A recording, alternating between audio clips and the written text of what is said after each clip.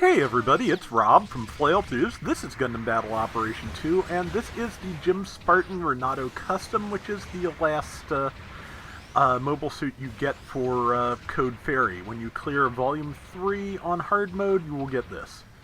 And Volume 3 is actually kind of hard to clear. That last mission can be really rough. I had to take Alma's defensive skill and use that to get through it, because yeah, just I could not keep myself alive otherwise. It's a rough one, so good luck to all. That's going to take some doing, but it's an interesting machine. It is a general. It's got the G-line standard armor short beam rifle for a main weapon.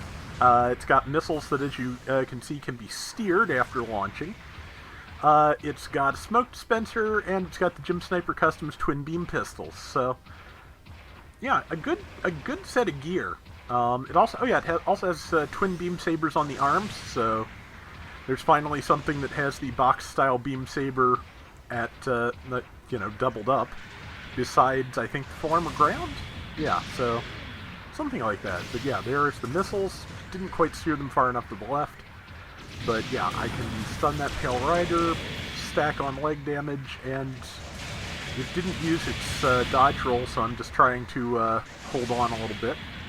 And also wanted an opportunity to try and use those missiles, but that was not quite it. Really kind of want to land at least one shot with them here, but I don't remember if I did or not. Either way, Pale Rider's dead. But yeah, Smoke Dispenser works the same way as the one on the Ifrit and a bunch of other things. It generates, it gives stealth and defense, so not a bad thing to have. Nearly overheated the rifle. I'm sure I will at least once before we're done. And I think it may have grenades too that I'm forgetting to use. But yeah, pretty good skill set, pretty interesting. I hope we get the standard Jim Spartan as well, because I don't mind the Sadistic Twerp Custom, but I'd like the regular one besides. And just almost enough, but I broke Jetta's leg, so I was able to follow up with Beam Saber and take it down. Pale Rider's back. I overheated my rifle and managed to steer the missiles into the legs this time. And didn't quite land the downswing, but I don't... Yeah, rifle is available, but I've overheated it, so... Yeah, I overheat all the beam weapons on this at least once, I'm sure. But yeah, it is not a bad machine. Words. Out of them. They're gone. I don't know where they went. No, that's right. Yeah, I decided to come over here and help repair this person since they got the center point, because that can be really useful in, controlling the battlefield. Just this center point. It's I've mentioned this before. It's just weird. The point that used to be the one that was most in contention is the one that's over by the one enemy base, or the one base, which I think is the enemy's base this time. And a lot of times, like for half the match, both teams would ignore C or E, I guess, the center point. Yeah, E, brain. Come on, and just fight on that straightaway near the enemy base. It's just kind of interesting to see how the larger player base and the revised map have kind of changed things. To be honest, I think a lot of that comes down to the fact that now that the landing strip has got some debris on it and some craters, it's a little bit harder to just set up camp there and slug it out in the open.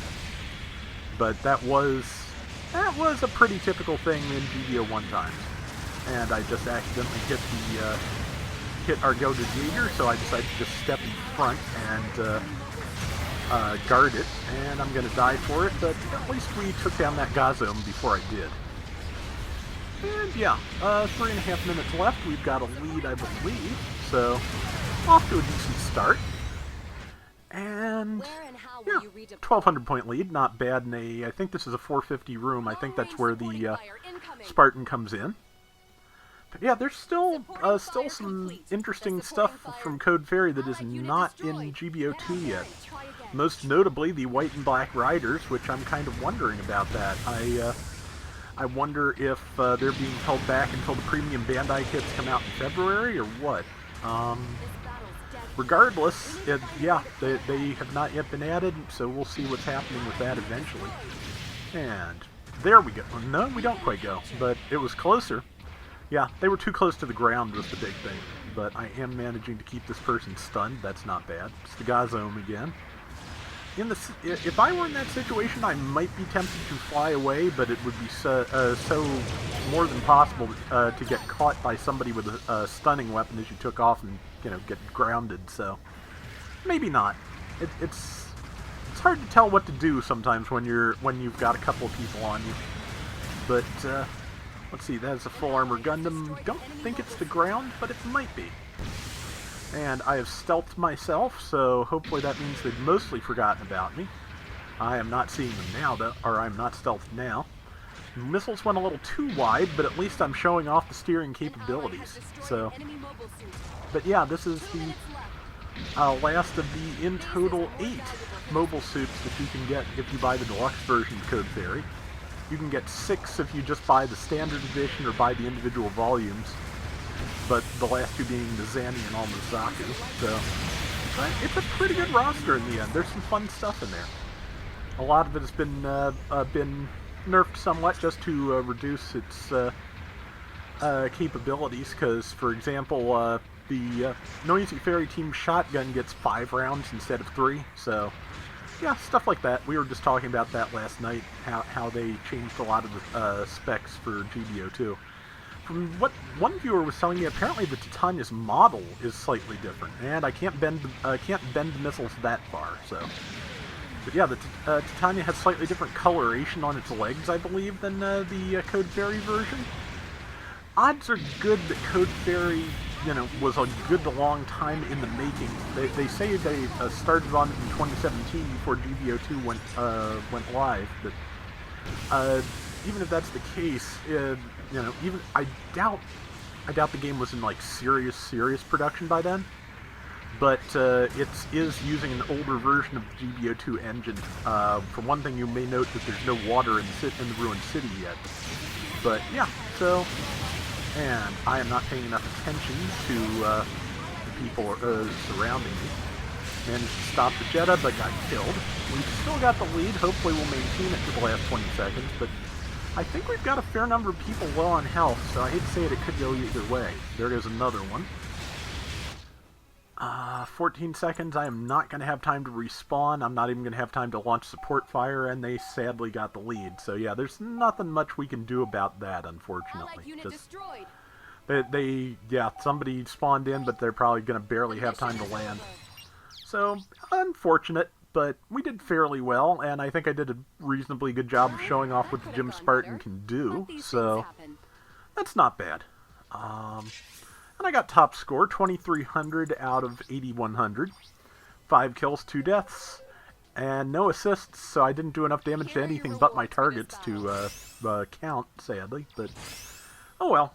Still not a bad round, and that is going to do it for today's Gundam Battle Operation 2. We'll be back soon with more. Till next time, everybody take care and have fun. Later!